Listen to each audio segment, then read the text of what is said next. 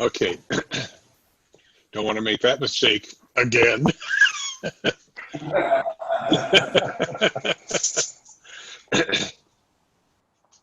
Okay. Yeah, I am now Jan. Pardon? I am now Jan. You're am now no longer Jan. Great. You're no longer generic. Oh, Anyway, I've never been generic. Jan has never been generic. We've known each other too many years. Okay,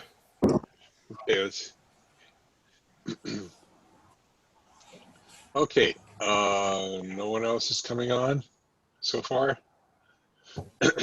Anyway, you know, and this is not restricted to just sensitive dojo. So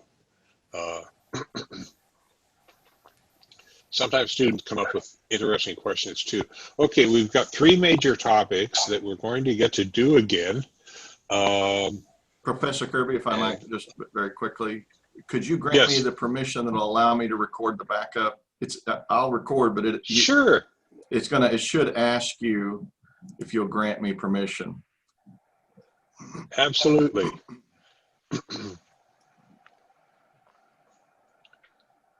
Yes, sir. Yes, Robert. Can't hear you. Let me ask. Sorry, it helps if I unmute. I was going to offer to do a second backup if you need one. That's okay. I don't care. This is going on Zoom anyway. It's public record.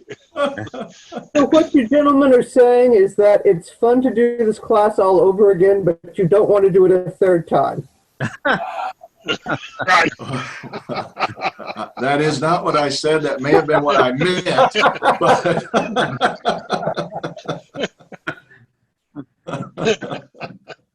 Okay. I understand. Okay. We have 3 topics. One is kicking issues. Second one is multiple attackers, and third one is technique transitions due to resistance. And I'm going to add a 4th one in here, although that person is not here, not here. And am I getting feedback? Yeah. We're getting a bit of a warble from your mic now. It may be that someone that's listening has you on speaker. That may be what you're doing. I have something. Yeah, it seems to be happening with everyone. This is not good. Let me. Shouldn't be happening with you. Just bear with me. That's magic the first time around. That's when. Right, magic. Let me get the settings here. And you have 2 devices on at one time. Turn the volume down on one of them. It'll eliminate the feedback. I should only have one sound system going. And can you still hear me? Yes. Okay, let me. I turned the sound down to about 50% at my end. So anyway, and I'd like to add in elbow roll, since someone who's supposed to be online here. It's a pretty common problem. I see it in a lot of dojos on people having problems with the elbow roll. And so in any case, we'll hopefully spend some time with that, and this shouldn't take us long this time, because now we know what we're doing. Or at least we think we know what we're doing. Okay.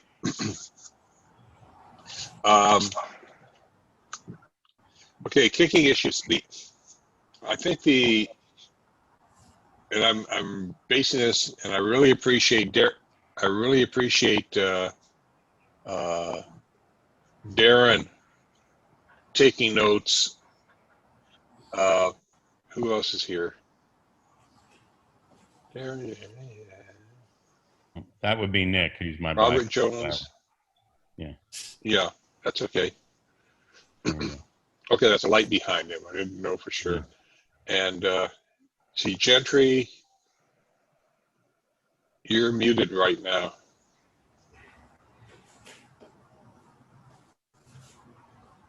As is Robert Jones. Robert. I unmuted. Now you unmuted. Okay, there we go. That's right. There we are. Okay. And your student doesn't need to wear a mask. Yeah.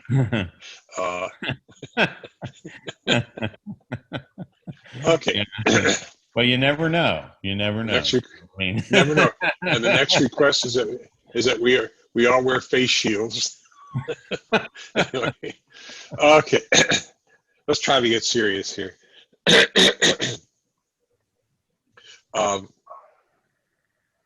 With Jujitsu, in at least my understanding in terms of kicks, there really are not any kicks above the waist because they're too easy to trap. However, low kicks are difficult to deal with because many times you don't see them coming. And I think you've got to go back to the old judo rule, and that is you watch your attacker's shoulders, and that will give you a pretty good idea of which body part is going to attack you. Which side body?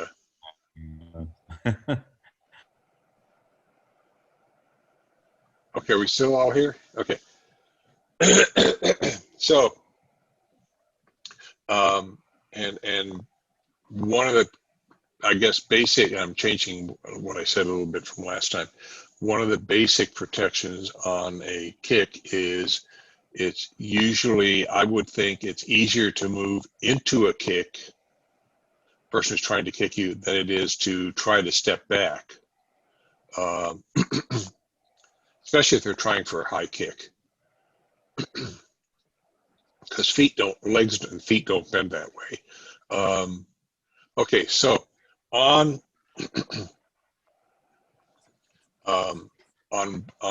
blocking a kick, and Darren is the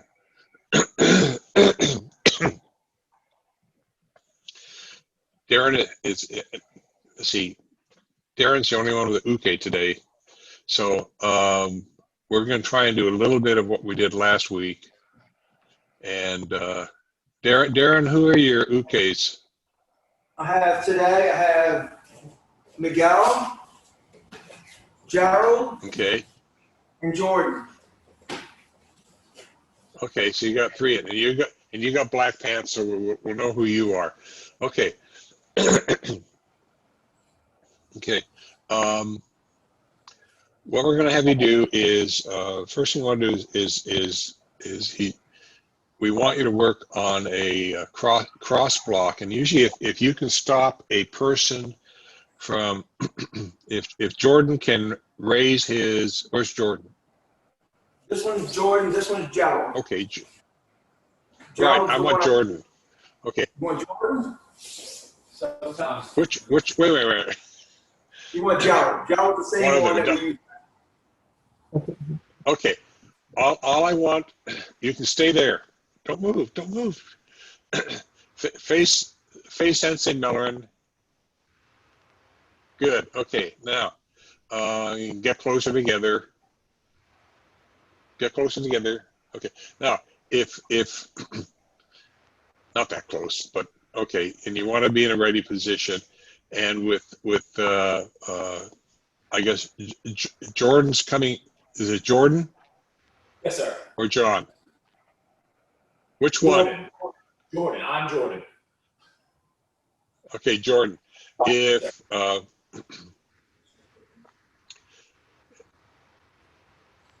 okay. Now we're good. Okay, if you want to bring your right leg up so that your thigh is horizontal to the ground,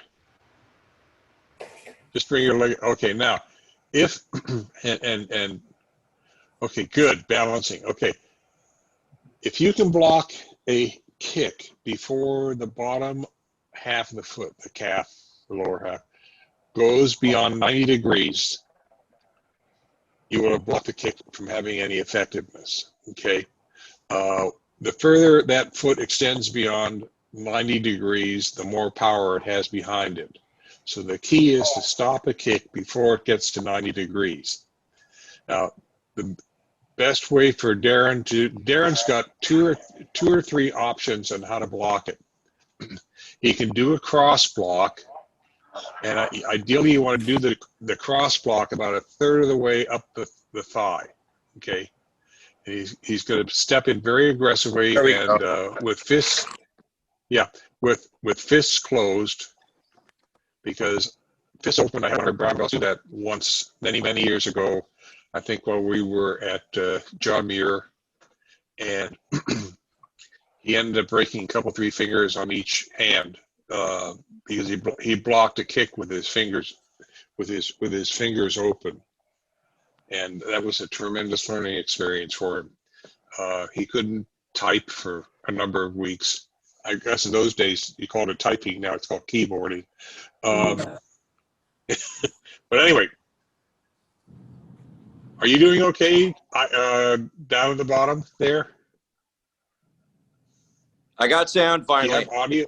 Yes. Okay, good. Very good. Okay. And we have you down as iPhone. So, Dr. Robert, you want to let us know who this is? This Sure. One of your students? Yeah, this is one of my senior students. He's Nick Ellis is his name. He's a 5th grade. Okay. So one method is a cross block. Okay. Another method is rather than blocking that kick straight on, if you can avoid blocking the shin, even with this, blocking the shin will work unless it's a really powerful kick. It's going to hurt you, but it's not going to break anything. And the thing is, if Darren can go into the cross block again as he kicks, no, up high above the shin, above the kneecap. Okay, now, and what I want you to do is have your palms down, palms facing down. Okay, the reason I want them down, okay, is because if they're down, your arms can act fairly well as a spring. If they're sideways or upwards, it's harder to bend your elbows and shoulders. It's harder to absorb all of this. So palms down. Okay. Now, Darren, I want both of you to go back to your ready position, and I want you to watch what Darren does, and hopefully he'll do the right thing for a cross block to the upper, to the thigh, as you did before. I want to see if you do what I hope you'll do. So go ahead. Okay, now you'll notice Darren steps in very aggressively. Okay, he has to do this. If it's an aggressive kick, he's going to get knocked back anyway.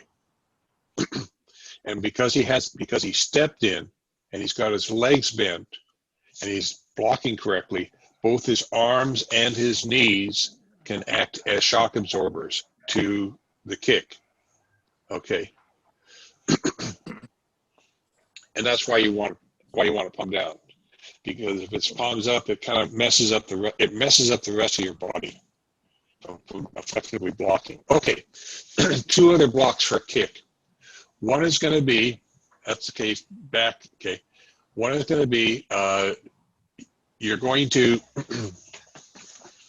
Next one, it's going to be you're going to step in, and you're going to step in with your left on the inside of his leg, and you're going to block out and down. Okay, and it's your palm is facing you, or it can be facing sideways, but it's usually either one, whichever one you're comfortable with. Okay, so see what happens there.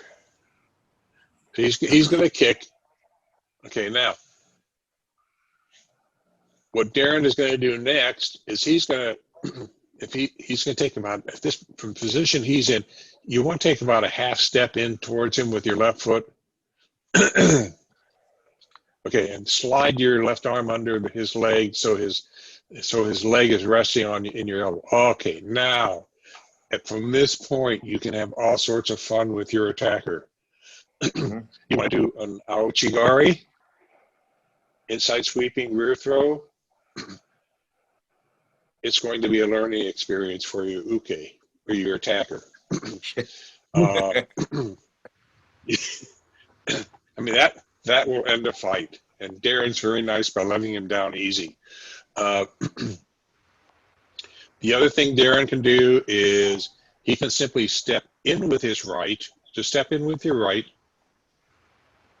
Big step, and lo and behold, the sucker goes down anyway. Okay, so whether you sweep or step in, it's still going to be an Ouchiari. Okay, and it's not Ouchi, it's O-U-C-H-I, Au. Kind of like a dog haul. Okay, other options open to Darren. He's going to block that kick again. Go ahead, Darren. Okay, now, from here, he can raise that up, and all Darren has to do is simply continue to raise his arm up and turn to his right, and he will cause the attacker to twist and go down. Okay, now from here, he's in, no, you let go. Okay, from here, Darren, what you're going to do is slide your left arm to the base of his calf muscle. Slide your left arm to the base of his calf arm. Get your forearm up. Get your forearm up there. Okay, and your left hand is going to clamp onto your fist. Okay, and at the base of the calf muscle, there's a really cool nerve, and all you're going to do is pull that into you.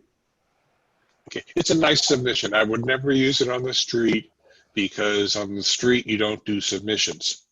Okay, because you're not in a contest or anything like that, or in the dojo. Okay.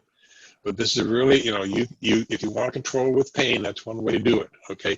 He can also go up, same kick, same block. Okay, now, you can also now turn into him. Darren, turn into, bring your, there you go. And take your right hand, put it on the outside of his foot. Go under his arm. Go under his arm. And go to the outside of his foot. Can you get the outside of it? There you go. Okay. Grab the ball of his foot. Outside ball of his foot. Okay. And now you're going to take your right hand and put it on the heel of his foot. I mean, your left hand, I'm sorry. Okay. Now, all Darren has to do from here is, again, turn to his right. And if he does this and step back, good move, okay, he can, take his attacker down, probably break the foot in the process, but that's what happens. And then he won't have to worry about a submission. Now, the only thing Darren needs to do on this, when you do this again, Darren, as you turn his foot in front of you, I want you to lean your head back, okay? So go through the technique. Now lean your head back. Okay. If you can what can happen sometimes if you get a really good karate person, they'll try, if they realize this is happening, they'll try and do a flying, snap kick to your head, and you've kind of helped them. So when you do this, you have to lean back so that the kick misses you. Okay, so that's just something to keep in mind. Now, you can do this, all this also from, if you want to, okay, he's going to come in with this kick again, but this time you're going to use your right hand and block him to your right. You're here, you're going to step in with your right foot and block him to your right. You're going to step to his outside. There, okay, and from here, again, you can go through this whole sequence again. except this time, you know, if Darren would turn to the left to throw in, or he'd do the ankle bit, foot bit again with the opposite hands. All the movements are the same. And now you've got six or eight techniques for a kick right there. And one of the things, you can let go of Jordan now, Darren. One of the things this helps your students learn is that many techniques that are done, you know, right hand, it gives them the practice on both sides, okay? Which brings up another issue. There are some instructors that will have students work both sides as they're learning a technique, okay? There are some instructors that will just have students work on one side until they get it down fairly well, and then have them work the other side, okay? I'm left-handed. I don't really care because most jujitsu techniques are taught for right-handed people. And I, as a left-handed person, am used to living in a right-handed world. And I think, Dave, you're left-handed, correct? That is correct. Okay, anyone else left-handed? You are? It's a high proportion of people in jiu-jitsu that are left-handed. Normal population is about 10 to 14%, and I've seen it as high as 20. I've done seminars, and it's high as 25% of the people there are left-handed. I don't know why. We just don't want to be left out, I guess. Okay, but anyway, in dealing with kicks, you either have to get out of the way or you move in. You can't stay where you're at. Roughly 2.5 to 3 feet to 5 or 6 feet is a danger zone for kicks. So it's just something to be aware of. And usually a good clue for a kick is you'll see the shoulder, before he does anything else, the shoulder will go down and backwards a little bit. And that means that kicking leg is probably stepping back just a hair to get some momentum to kick, okay? So that's your shoulder clue. If it's going down and slightly backwards, the person's probably going to try a kick. A hit will be up because the arm has to come up. So I mean, that's just some quick things to follow. Okay. Did we have anything else that we did on kicking last time? Anyone recall anything else? I know I'm doing some things a little different. And that's okay. Next thing we want to do was dealing with. Pardon? Would you like a recap of the techniques that we just reviewed? Can we do what? A recap? Would you like a recap a little bit faster? No. I think we're okay because it's on. It's being recorded this time.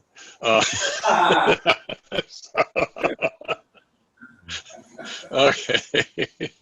Okay. The only thing I remember from last time is that I think I mentioned that the style of stand-up fighting that I teach goes to the inside and retreats back for like roundhouse kicking, for example, okay. and takes the impact on the forearm and the shoulder, right, while counterattacking straight into the groin. Right. You have to, if it's a roundhouse kick, I've seen, I hate to see it, I see a lot of people, the kick will come in from musical accompaniment. The kick will come in like to my left side, and I've actually seen the person, I've seen this even with some black belts, they'll come in and they'll grab the kick this way. Yeah, from the outside. Yeah, you're shaking your head, and you're going to tell us why. Why? Yeah, Robert, why? Any of a number of reasons, but not the least of which is that by stepping in to do this, you actually are taking the impact here anyway, and that's sort of the bad idea. You're asking to get some broken ribs that's the least that's going to happen. Yeah, Cracked that's or broken good ribs. news.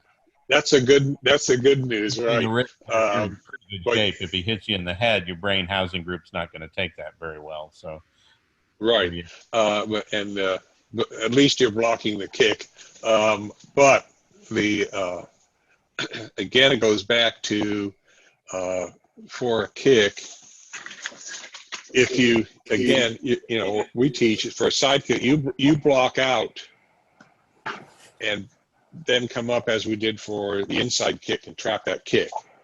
And then if you want to hit or whatever else you're going to do because you've stepped in, that's up to you. If it's for a kick, you've got to block it up here, because trying to get this up to block a head kick isn't going to work. Yeah, no, Or the method I think I was talking about that I was sharing before, I don't know if I can get away with this because my two research assistants don't like it very much when I start moving around, but you're standing here basically, and as the kick comes in from this perimeter, you're actually going to see, that's what I'm telling you, you're going to actually you're just going to turn this way and use the range to neutralize the kick to some extent, and take the impact on your shoulder, hide behind this right here, and take the impact on your shoulder, which, and then from there, you your set of strikes into the groin. So. I've even seen on some occasions where the defender will actually drop down to the ground onto one knee and just take a haul off and strike to the groin. Bowing to Buddha. But then you're stuck on the ground. You're stuck on the ground for a moment. But it's yes, Janet. Leading into this discussion on kicking, you mentioned that one of the problems was low kicks, and I was wondering if you would show something that was intended to block a very low kick, like to the bottom of the kneecap. You can't get your arms down there. No, you can't. No. Humans can't. What do you call it? Chimpanzees, apes. What are their classifications generally? Monkeys. They have longer arms. They can get down there. Okay. For a lower kick, essentially all you can do is take, if you see it coming in, is you've got to see if I can even show it here. Maybe Darren can show it. Is if you've got, well, I can't step back far enough, I'll run into the wall. If you can take, if you've got a low kick in and it's coming to your left shin, okay, the best thing from what I've been taught is you turn to your left slightly and you turn your kneecap in towards you, and then you get your foot up, and then you can block that kick. Okay. Right. Now, what you can do after that, okay, Darren has it, so we're going to go to the next step, okay? And do it kind of carefully, Darren, because I want Jordan to come back to class tomorrow. What you're going to do next, okay, you're going to block it. Now you're going to extend. You're going to bring your leg up under his. Can you bring your leg up under his leg? No. Don't move your body in that much. I want you to continue to kick up. Okay, now turn to your right. Extend your leg out and turn to your right. Go, keep going. Okay, if you do this smoothly, okay. If you do this smoothly, you can get your attacker to go over. Okay. It's not something I would recommend, but that was one of the things I was taught. I don't recommend everything I've been taught because you look at it and there some techniques are iffy. Okay. And I don't like doing iffy techniques. The other problem is Seki taught some techniques just for the purpose of illustrating ki and how to use ki, but on the street, no way. Okay, I think it's wishful thinking. So, but that's one of those techniques. If you could block and extend that leg out and go in a smooth direction and turn your body to the right, it's conceivable you can trap his leg long enough to throw him that way, or at least so that turn him off balance so that he falls. Okay, you can't go much beyond that point though without trapping your own leg in it, and that's the problem. And then to reach in with your hand to go after a kick is kind of on the foolish side, because the foot's a small target and it moves fast. And Jordan isn't going to stand there and let that happen. He's going to take his foot back. Okay, so that's the best I can do on shins. Is you've got, if the person comes in to do a low kick to your shin, you've got to get your foot turned inward slightly, bring it up off the ground, and hook on the inside of their kick. You are still going to get kicked, but a lot of the force is gone because the knee, how do you say, the knee is coming in straight and you're coming in on the side and turning it. Okay, so you're doing more of a deflection than a hard block. Okay, the only other thing I want to mention with kicks, and then we're going to move on here because we've spent a half hour on kicks, is I'm not big on knees to the groin. I mean, they're okay. Okay, what I've always taught students is if you're going to kick someone in the groin, you want to do, it doesn't take any training. Kids have learned to do this playing soccer and whatever other games to kick balls with. The round balls, Okay, just take a football kick up the crotch, straight up. Okay, now that's far more serious. The potential for injury is far higher than a knee to the front of the groin. Okay, neither type of kick, as far as pain is concerned, is going to make any difference whether you're male or female. And you need to get rid of that misconception that, oh, it's going to hurt guys more than it's going to hurt girls. The pain difference is not worth worrying the difference about. It's going to hurt both. The advantage of coming up from underneath with a football type kick, there you go, just, is that your intention is to break or fracture the femur. This little bone that, I forgot the name of it now. The urethra goes through it. And there's that where it's not the femur, it's the, I can't think of the name. What? Pubic bone? What? Pelvic bone, there you go. Yeah, pelvic bone. And what a kick will do, a good kick, it'll fracture that part of the pelvic bone, possibly bringing it up into the urethra. Okay, this will end a fight. This person will need immediate medical attention and surgery. Okay, this is not something to play with. Okay, so I usually, when I talk, quote, self-defense, which I prefer to call counter-assault training, I'll teach that, because everyone knows how to kick a football. Everyone knows how to kick a ball. And it's a lot, you don't have to teach it. You just say, kick the ball. And there's no play on words there intended. But anyway, okay. So anyway, What do we have left yet? Multiple attackers. Okay. Darren has had 2 of his ukes patiently sitting, holding the chairs onto the floor, and now we're gonna we're gonna have one of the 2 chair holders stand up.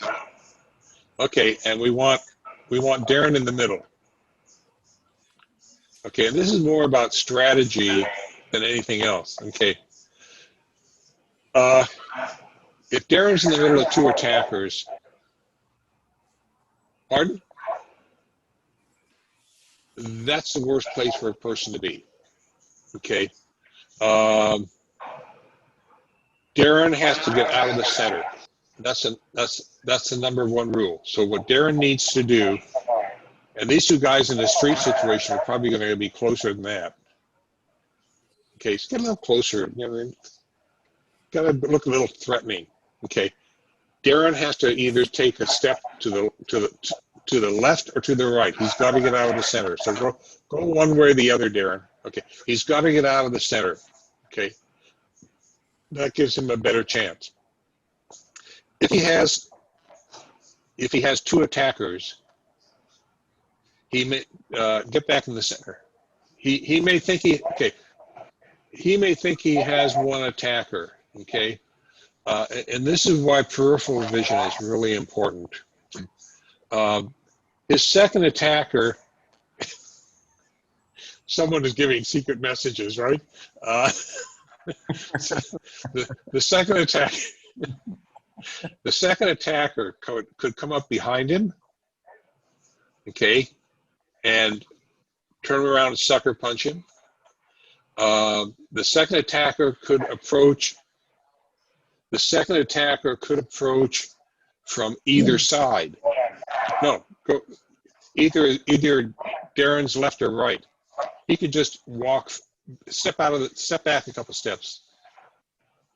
Go back a little further. Step back a couple. No, Darren, stay where you are. The second attacker, step back a couple steps. No, he's fine. That's the other attacker. Okay, now this guy could be waiting in the distance and okay, Jordan, get closer to him. Jordan, get closer. Like you're really upset with this guy, you're really getting in his face, and the second attacker can come out of the distance and again come in and sucker punch Darren. Okay, and this is why that's why Darren has to maintain more distance, because if he can get 2 or 3 feet distance, he's got better peripheral vision and he can pick up on these movements. Okay. Where's your third attacker? Okay, if Darren has 3 attackers, okay, and Darren's in the middle, you guys, okay, this is not good. Again, Darren's first move is to get out of the center. Okay, and now he's got 3 people in front of him. His other alternative, if he feels he's got to be a little aggressive, again, to get back in the center. Get back in the center, Darren. The person that is facing him closest, what you're going to need to do, okay, and this is an aggressive move on your part to some extent, is you're going to step towards Jordan's right side and you're going to take your left hand on the back of his right shoulder and you're going to push him in towards the other 2 as you step past him. Arcade. Right. Okay. If you want to be a little more aggressive, and okay, that's another way to deal with that. Another way is you may have to multiple attackers generally. The more attackers you have, the less your chances of survival. In my book, most black belts should be able to take care of 1, 2 people. Okay, once you get to 3, the odds really start stacking against you. Okay. And so what Darren may have to do with one attacker is he may have to pick on one of them, the one he pushes. You may simply have to, rather than push him, is do the same motion initially and then put him into some sort of locker hold so you can use him as a shield. Okay, and I can see. Okay, now again, Darren is being so nice to him. Darren, what? No. Keep the. I don't go back. We gotta. You know, this is you being nice to him because you're not really able to create any pain here. We want you to be able to create pain. I want you to take your left hand. Take your left. No. You take your left hand and bring it around the side of his face to the right side of his nose.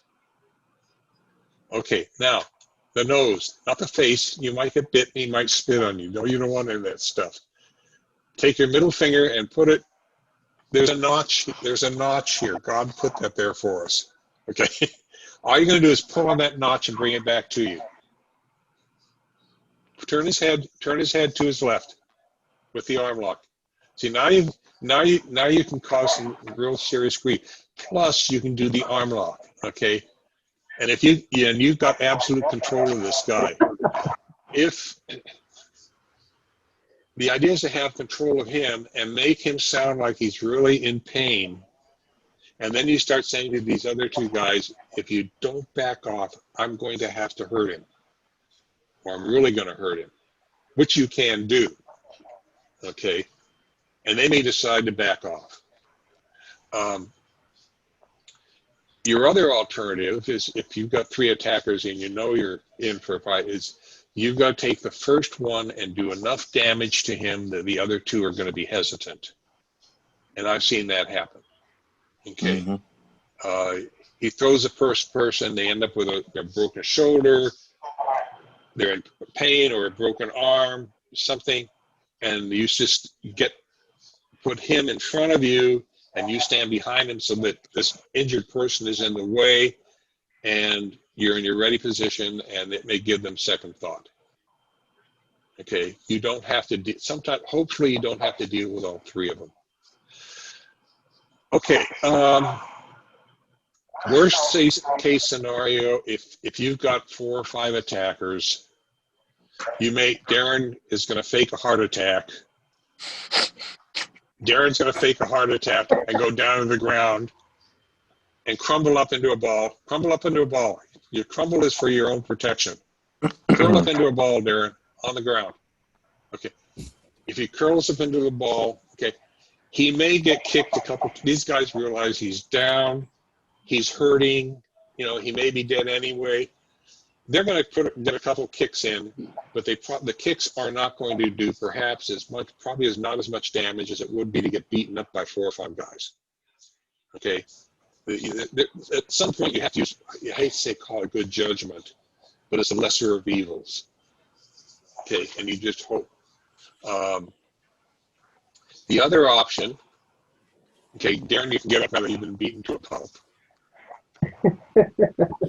And okay, now we forgot to deal with Jordan as a child. Okay, Jordan, you're going to stand. Okay, Darren, you're going to turn your back to me. Okay, Jordan, you're next to him. Get down on your knees. Get down on your knee next to him. You're the child. You're next to your dad. Okay, and he's got 2 attackers. Okay, now verbal judo. We did this last time. Okay, and one of the 2 guys starts to get close. Okay, say that, but more importantly, you say pervert in a loud voice. Other people can hear it. Get your hands off my child. Get your hands off my child. And they, okay, it's a totally unexpected reaction. I learned this one from Michael Languish. Because Michael Lang is one of our black belts, but he comes up with the most unique ways he's really great at verbal judo. It's phenomenal. And it's just, it's a completely unexpected response. It draws everyone else's attention. It's like being in a situation of someone is beating you up. What word don't you use? Help. Help. You don't use the word help. If people hear the word help, they run the other way. What word do you use? Fire. It's another 4-letter word. Who said it? Fire. Who said it again? Fire. Okay. Everybody's been trained since childhood. If you hear the word fire, you do one of two things first. What are your two choices? You call 911. You tell them there's a fire because you want to be known as a hero. You call 911. Secondly, a fire attracts people. They want to watch the fire. Okay. And in some cities, it will take the police a lot longer to get to you than the fire department. Okay. Most fire departments can get to you within a few minutes. That's a long stretch. Police departments, when I used to live in North Hollywood, we had next door neighbors had a peeping Tom. The neighbor shot at him through the window.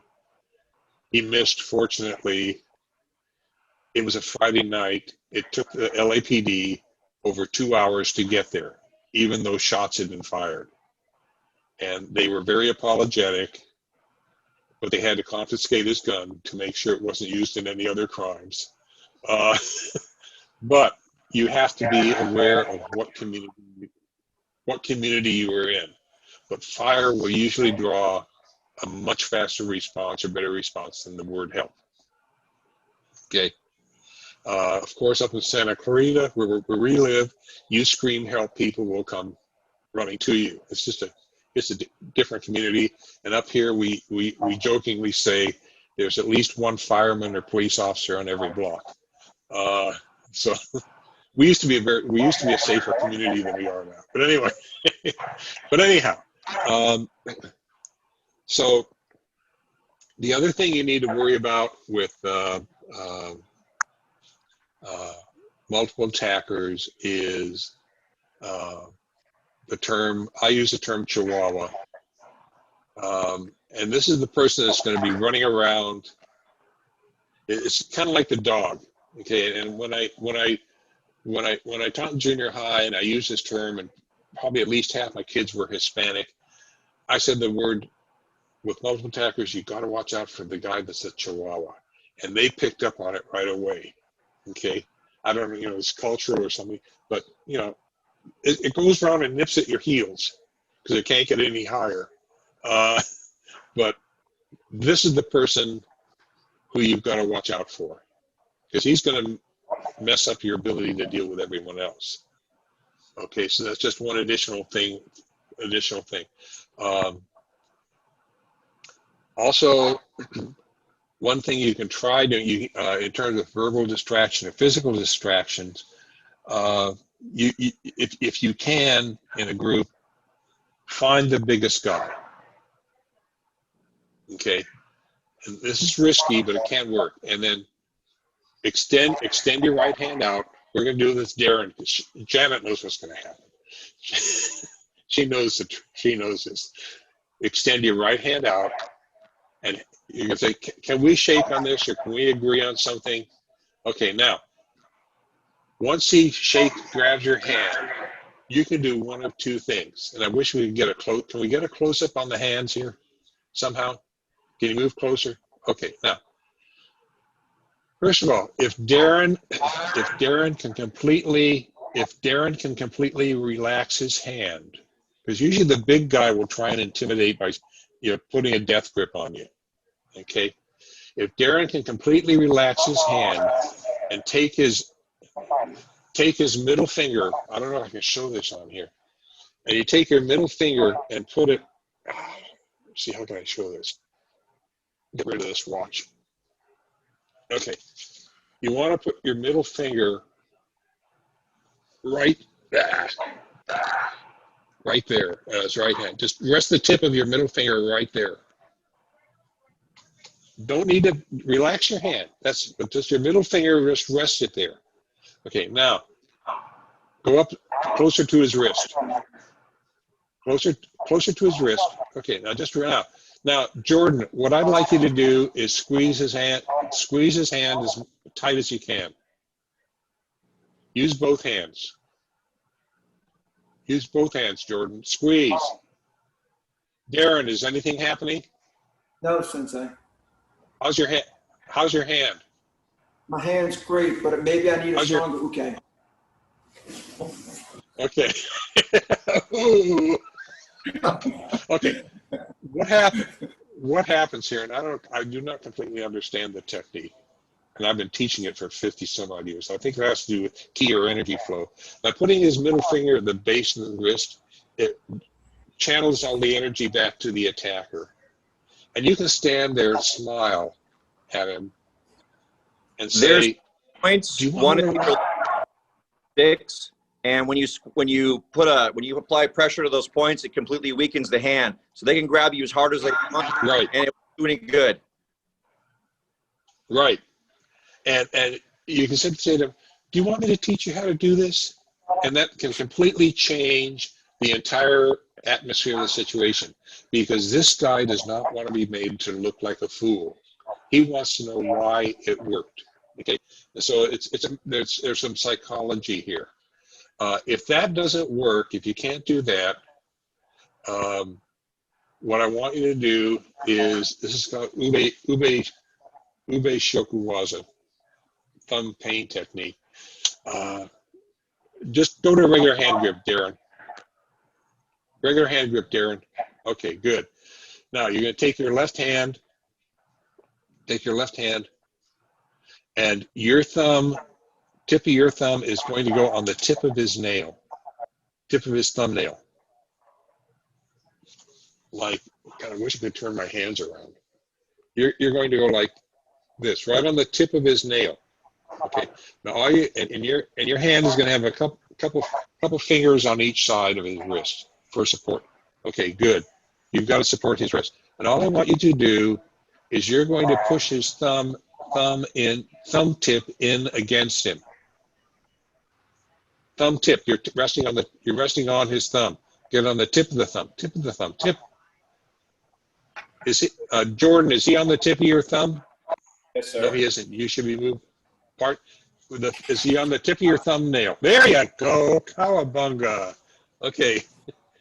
There. Now, what you can do once you get, okay, turn his hand off with this. Back up. Okay. You go, start again. Darren, get on the tip of his thumbnail. Push the thumbnail in. Bring it in. Now, once you can release your hand, don't let go of him. Just continue to push it in, and he will go down. Just push it. Push it. Push it. There you go. And you can control this puppy by controlling his thumb. You can get him to go up and down. And again, it's something where you can either use that to intimidate the others, or you can say, do you want to learn how to do this? Okay. But that's up to you. Okay. Moving along. Technique transitions. Okay, I'm going to, one of the reasons you have transitioning, students learn transitioning to going from one technique to another, because on the street, things rarely work as they ideally should in the dojo, okay? And you may find that you go into one technique and it's not working. So we're going to start simple. I want to have a simple one for Darren and for Jordan again. And Jordan, can you put Darren? Can you put Jordan into a wrist lock, like for a wrist lock takedown? Or do you? There you go. Okay, now get your hand off his elbow. You're cheating. That's a side wrist lock. Okay, what I want you to do is take and get his fingers straight up. Just use both hands. Okay, now There you go. Now, that's ideally done properly. Now, let Jordan get up a bit. Let Jordan get up. Okay, now Jordan has a couple options here. Jordan can slide in towards Darren, slide in, and counter with a hit or something like that. Okay, and if he tries to come in, Darren now has two options. Darren can either push. You keep that hold, Darren. You can either push and his hand and then pull it, or you can pull it and then push it. So which do every, and that'll reset the hold. Just go ahead. Because what it does, it gets him to go away, or one gets him to come in and then away. So what you're dealing with, you off balance your attacker again. Transitioning. Go back into your original wrist lock, Darren. Into your original, where you had your hand on the elbow. The original wrist lock. Okay, now that's actually, for me, that's a side wrist lock takedown, somewhat. Okay, now that's something else you can go to. If the regular wrist lock doesn't work, wrist press takedown, you just take the hand up. There is a, I don't know whether, are you using a nerve, Darren, or are you just pressing down? No, I'm just holding here. Okay, you can do it that way. There's also a nerve about a third of the way down the forearm. If the guy's really muscular, it's easy to find it because it's right in here. And you can almost do it to yourself. But right there, there's a nerve center there. And if you can dig into that, usually with your middle finger, turn your hand around. See, so you can press, and now just press down with your middle finger. That'll accomplish the same thing. Okay. So, Darren, can you go through a series of transition techniques like you did last time? And let's blow this. Okay, let's blow it. Just go through a series of techniques where you're transitioning from one technique to another. I should have done this before. I forgot about this. Go ahead.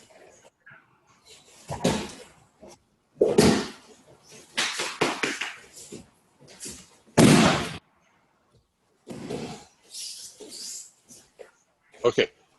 All he's doing, the main reason for this is not to see how many techniques you can do to an attacker on the street, because legally that may come across as excessive force. However, if your attacker is resisting, these are all things you can go to, okay? Usually on the street, one or two good techniques is gonna do it, okay? The rest of it becomes, there's a difference between self-defense and assault. And it's a very fine line.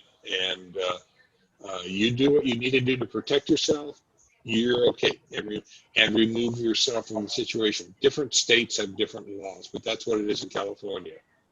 Okay?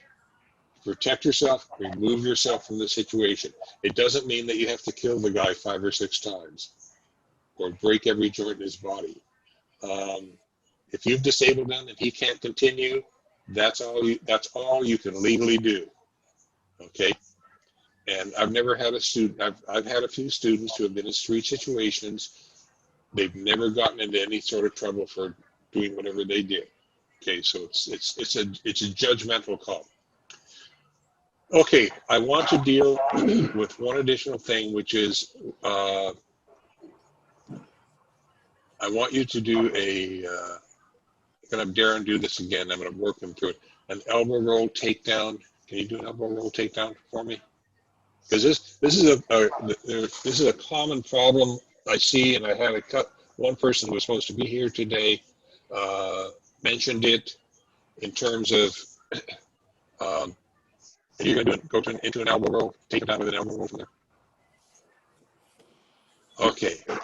By gun, you did it right. Thank you, Darren. Okay. Now, come back up. Okay. Okay. What happens many times is start to go into the elbow roll.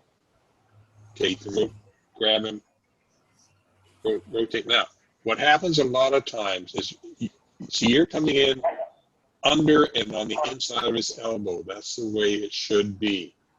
Okay? Okay? And a lot of people simply come in on top of the elbow, extend his arm out, or on the end of his elbow. Straighten his arm out a bit. Okay. Yeah, they'll come out on, that's where they'll put their hand and they push. And that's not going to work too well. Now, there is an option if you get into this situation. Okay, this is one of the little things I learned from Wally J. Okay, if you can take, if his arm is straight, okay, what you can do rather than trying to fight it, okay, is take your hand, open your hand up, take your hand off his arm, open it up, and you've got this section here, okay? Put that right above his elbow, right in the joint, right above his elbow. Okay, now, what you're going to do is you can either, there's a nerve in there. And what I want you to do is subtly rotate your hand, and that will, and apply pressure, and that will bring him down. You don't even have to grab him, because it's this part here that's applying, pressure. And just rotate it around, and you can bring him down with that. Okay. So if he straightens his arm out, let him straighten his arm out. Just get right above his elbow, get that your part in right into his elbow, and rotate it and take him down with it. Just rotate it down. Okay. But you've got to do it with this part of your hand. Okay, it's kind of like fitting in here. Yeah, you don't even, if you grab, you negate your ability to apply that pressure. So it just rests. It's kind of at your pivot point, and that's what rotates. Just rotate it. Yeah, rotate it forward, and that'll take him down. And I learned that little quickie from Wally many years ago. Okay. One additional thing you can do and let me switch back to me. Let's get out of here. How do I get out of this? Okay. One additional thing we can do here is a lot of people will, let me get my arm straight here. If I'm holding his wrist with this hand, okay, they will come in. Sometimes they'll try to come in underneath. I think as Darren was doing to some extent, like get the hand in underneath and rotate it, okay? If you have a fairly straight arm, what you might try doing is bring your hand in under this way, pull his arm towards you, and as you pull it towards you and it starts to bend, pivot your hand around, because this is called a sara in Japanese. This is a cup, and the elbow fits right into the cup, so to speak. And if you just pull it towards you and then rotate it, you'll find the technique works a little better. Let's see. Okay, there you go. Show it again. I want to have Jordan have a straight arm and make Jordan, I want your straight arm to be fairly secure. I don't want absolute resistance, but I want fairly straighten your arm out and just give him a moderate challenge. But okay, there you go. Okay, and that's a really easy way to deal with that straight arm. Okay, and that allows your body and hand and arm to move better, and you're not stuck with this trying to do this type of movement, which isn't necessarily, or I'm sorry, you're trying to get under him and do this move. Okay, so there you go. You're so nice, Darren. Okay, so anyway, pin video. Okay, go back to there. Okay. So anyway, what else? Did we miss any? Did we miss anything? That was an extra thrown in there. I think that is it. Is there anything we missed or anything additional anybody wants to deal with? What time is it? Sensei, I might just toss in one last thing, if I may. On the topic of technique transitions, we've done an extensive segment and series in our dojo through the years. We refer to it as multiple technique flow. And right. We've got a handout we use that goes into detail on this with a 60-part series of transition techniques. And they absolutely love working on it. I'm going to send it to everyone here today. I'll send you an electronic copy, and you can either use it to pad your fireplace as you begin your fires this winter, or you can put it in your folder if you decide you want to use some of it. And I think I've got it online anyway, someplace on one of my pages. Great. Super. Okay. Thank you. I learned a lot today. Thank you very much. Good. Anybody else want to add anything before we? I want to thank Darren for being in the dojo and having his bookcase with him. I want to thank Jordan and John and forget the name of the third person. But I want Nick Ellis. Thank everyone for. Pardon? Nick Ellis. I want to. Mr. Ellis. By the way, yeah. And Darren and. He's the little guy. Nick's the little guy, right? Anyway, so I hope everyone has a good weekend. I'd like to do another seminar on the today's the 3rd. It would be the 17th of November. If you have any topics or something you'd like to have covered, please let me know. Mm-hmm. And I did record this one, and I think Thomas and Robert Jones, who's had to leave, also recorded it. So there are now at least three copies of this, and I will try and get this posted within a few days. I've already got the titling made up from the Star Wars setup. Professor, do you mean 17 October? Professor Kirby, do you mean 17 October? Okay. November, but I thought there may have been a change. Oh, no, October. No. I want to be able to do these on the 1st and 3rd Saturday of each month. I think the only exception, I'm looking at the calendar, is I will not be doing one on January 2nd, which is a Saturday. Because it's number one, it's a 3-day weekend. I don't know where anyone's going to go if we're still in COVID-19. Pardon? Everything's closed. I think the United States is closed. Everything's closed. And all you can do is get drunk at home, basically. If that's your thing. We did that 2 days earlier. Pardon?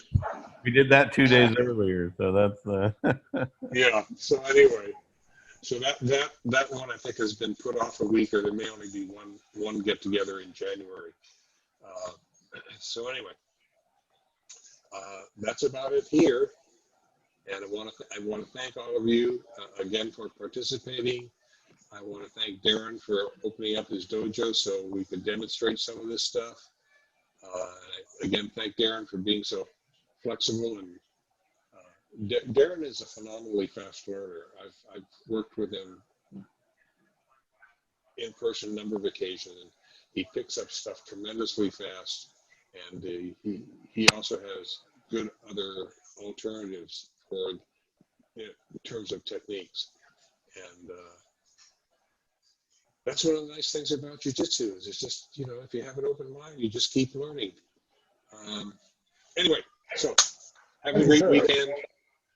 Is there? Hope the weather's nice where you are. Well, And thank you. I'll be inside all day doing plumbing. Also, because it's too hot to go outside, we should be somewhere around 100 today. It's cooling down. Great. So, yeah. Take care. All right. Take Yeah. care, Master Kirby. Good day. Bye-bye. Bye bye. Have a good day, sir. Thank you. You too.